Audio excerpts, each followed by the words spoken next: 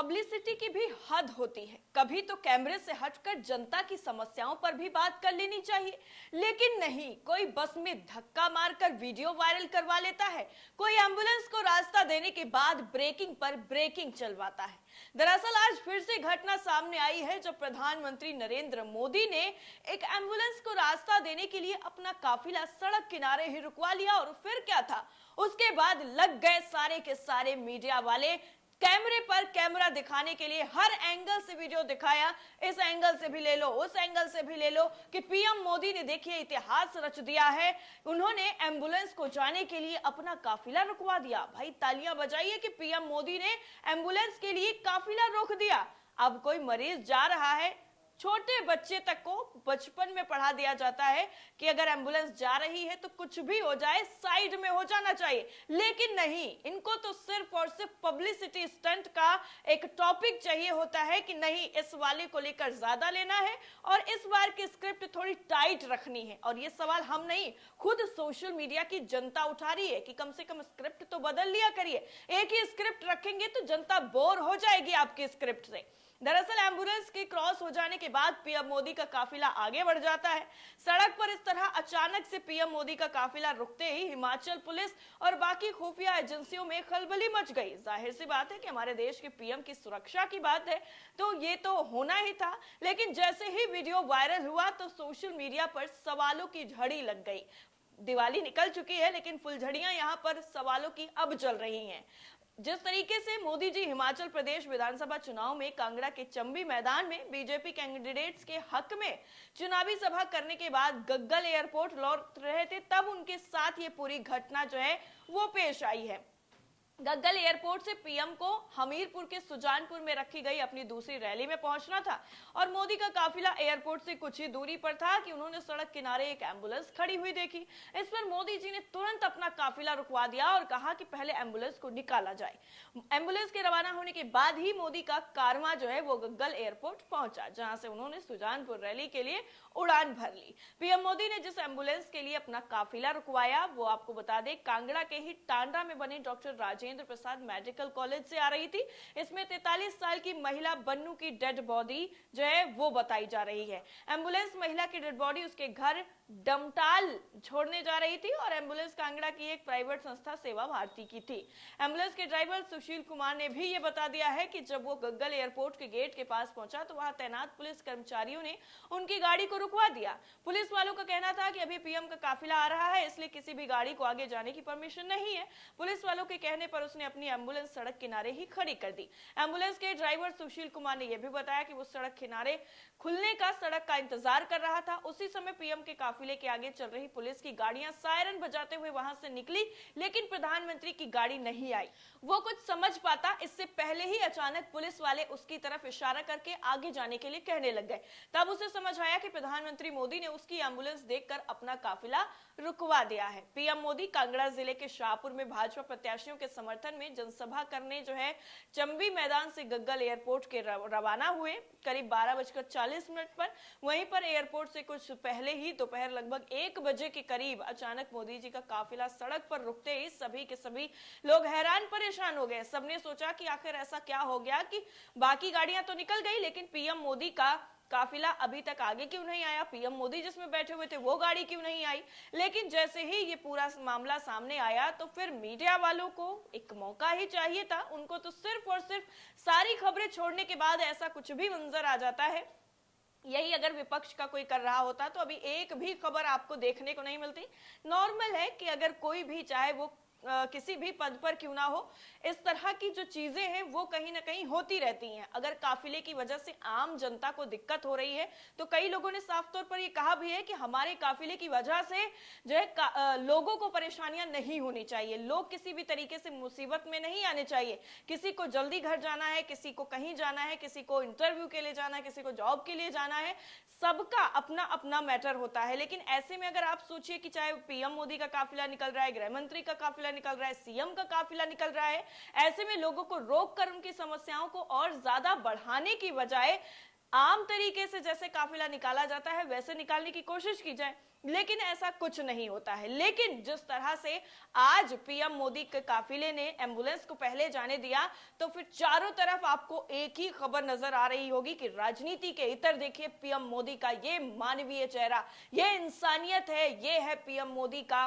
फलाना ढिमकाना। इसके अलावा सारे के सारी चीजें आपको मिल जाएंगी। लेकिन ये चीज दुखद है कि एम्बुलेंस में डेथ बॉडी थी, उनको पुलिस वालों ने रुकवा दिया, क्योंकि एम्बुलेंस को जाने के लिए नहीं रोका जाता है, फिर भी रुकवा दिया। और यहाँ पर सराहनीय जो कार्य है वो किया गया पीएम मोदी की तरफ से। लेकिन सवाल यहाँ पर ये उठता है कि अगर अचानक से एम्बुलेंस आई थी तो सारे के सारे कैमरा कैसे एक साथ ही पूरी एम्बुलेंस को कवर करने के लिए रेडी हो गए?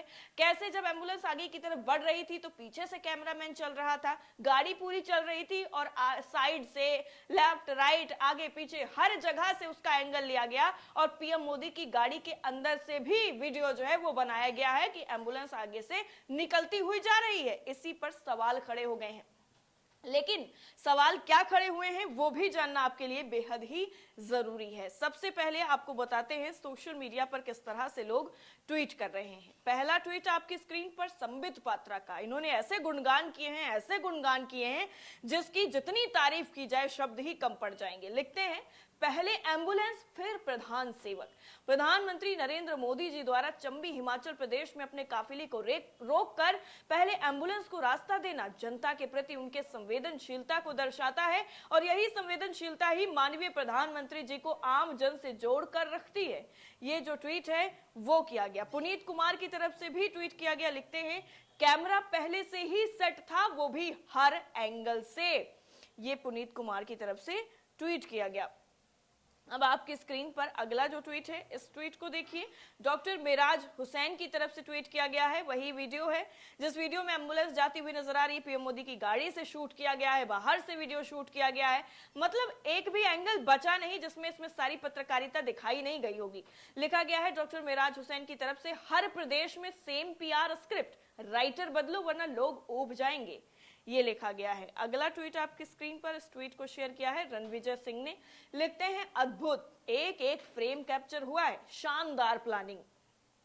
न्यूज वन इंडिया की तरफ से ट्वीट किया गया है, जो कांग्रेस विपक्ष की जिम्मेदारी नहीं निभा सकते, आपके सवालों को लेकर हिलते भी नहीं है, वो यहाँ सरकार में आने के बाद आपके लिए क्या करेंगे, ये तंज जो है वो कांग्रेस पर कसा गया है।